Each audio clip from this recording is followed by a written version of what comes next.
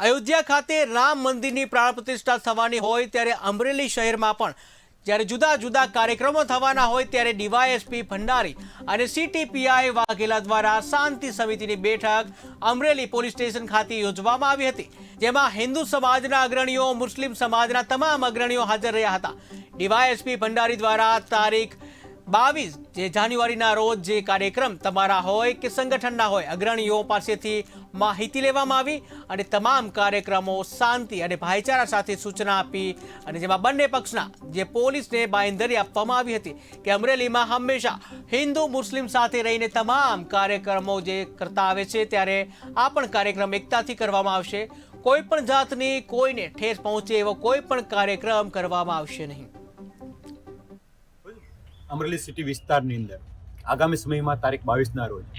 અયોધ્યામાં થનાર કાર્યક્રમ અન્વયે અહીંયા જે કાર્યક્રમો થવાના છે, યાત્રા નીકળવાની છે, એમાં સુલે શાંતિ જળવાય, ભાઈચારો જળવાય, કોમ એકલા જળવાય, એ માટે